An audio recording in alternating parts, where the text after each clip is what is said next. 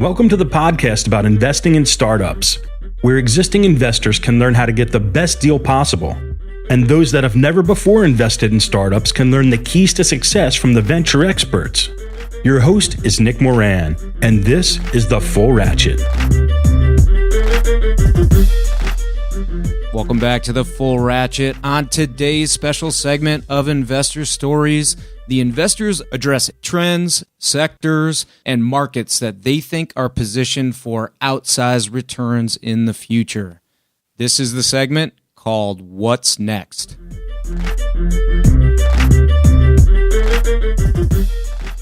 On today's special segment, we have Brian Ascher of Venrock.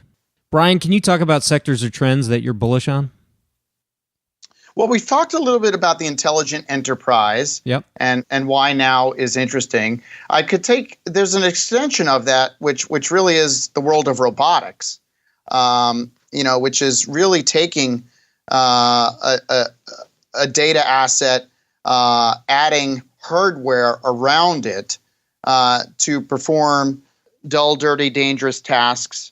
And in some ways, in some examples, to do it in a way that is not just labor replacement, but is a true superpower, the ability to perform a task in a way that no human or set of humans could do it. Now, it's still hard work. Hardware is hard.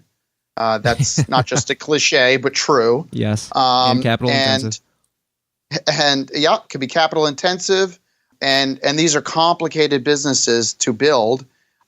And I think it's still early days of the next wave of robotic success stories, but it's a truly interesting area and one that we're spending a lot of time in.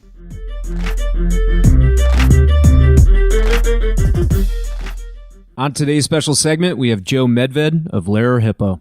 Joe, can you talk about sectors or trends that you're bullish on? Yeah, I think one of the segments we've been quite active in lately is sort of around the robotics space, and then really across a variety of industries. We've done some robotics investments in urban agriculture, in manufacturing, and pharmaceutical research. I think what we're seeing is a lot of companies that are, and some of these founders are coming kind of out of the 3D printing realm, but businesses that are leveraging what's really honestly sort of commodity hardware. But with proprietary software, particularly businesses that are, building solutions leveraging computer vision and artificial intelligence. So building machines that are really sort of supporting human labor, but done in a very smart way that's getting smarter and smarter over time.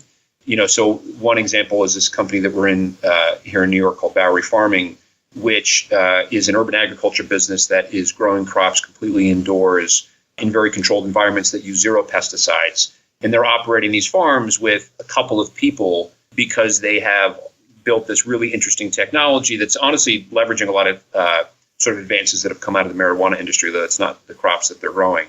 But they have built this sort of operating system for the farm that includes these robots that will move crops all throughout the farm for seeding and harvesting, and moving them to kind of different temperatures and optimizing watering.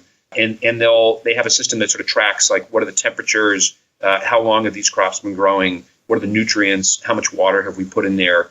And they're using computer vision to see sort of the leafiness and the fullness of these plants as they grow, and then constantly optimizing the crop yields using that data. And so we're just sort of fascinated with that type of application of the technology, and continue to look in a variety of industries. I was even kind of diving into waste management, which is probably the least sexy industry you can think of. But, trying to figure out ways that robots could be utilized to, really sort of drive efficiencies in that industry, which is a very large one as well. Fascinating.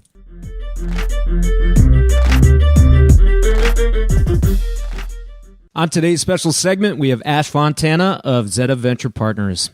Ash, can you talk about sectors or trends that you're bullish on?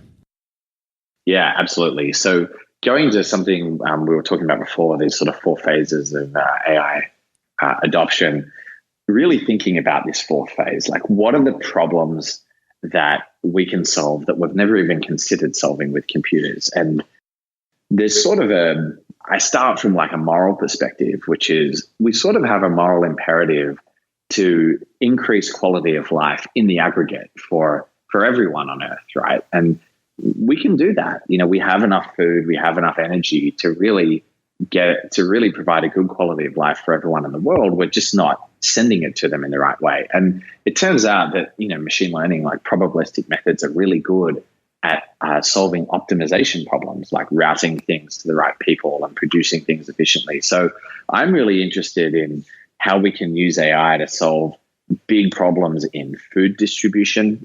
Half of the food that's produced is never gets to a table anywhere. I'm really interested in solving problems there, solving problems in energy distribution around predicting demand and supply of energy so that we don't waste it, and in healthcare, making sure that decreasing the cost of healthcare, decreasing waste in hospitals. That is a huge, huge area of opportunity. So big societal systems and figuring out how to optimize them using probabilistic techniques is something that I spend most of my time on. Awesome. So do you guys create market maps and different tech trends and actively pursue and search out companies in some of these areas? Yeah, it's an interesting question, right? Because we're such a focused fund, we're sort of starting like pretty low on the ladder of abstraction, right? Like, so what I mean by that is if you're at a general VC fund and you decide, okay, I'm going to spend the summer really focusing on an area, that one rung on the ladder of abstraction lower than being a generalist tech investor is maybe focusing on AI for the summer. And you can't possibly hope to meet all AI companies in that summer. But for us, we start at that rung. And so if we're going to spend the summer focusing on something, we'll focus on like using machine learning to understand data coming out of the next generation sequencing of small particles of blood, so liquid biopsies. And we can meet all the companies in that space in one summer. And so we'll do that every now and again. We'll sort of go one rung below on the ladder of abstraction and just focus on a very, very specific application of machine learning and try to meet all the companies in that space in the course of a couple of months. And we've certainly done that in a few areas over the last year, liquid biopsy being one of them, but in food production and greenhouses being another one. And we're constantly cycling through it. Love it. Love it. We only have one analyst at the firm, full-time analyst at this stage. So hopefully I can get my AUM up over time and deploy some talented folks to go do.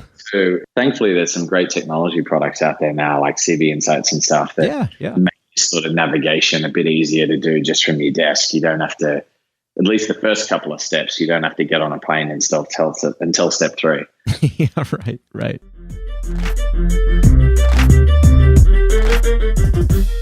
That will conclude this installment of Investor Stories. If you're enjoying the program and would like to see it continue, take a moment and leave a 5-star review in iTunes. Also, if you'd like updates on new content from TFR, as well as the top 10 VC articles every week, go to fullratchet.net and sign up for the newsletter. Okay, that will wrap things up for today. Until next time, over-prepare, choose carefully, and invest confidently. Thanks for joining me.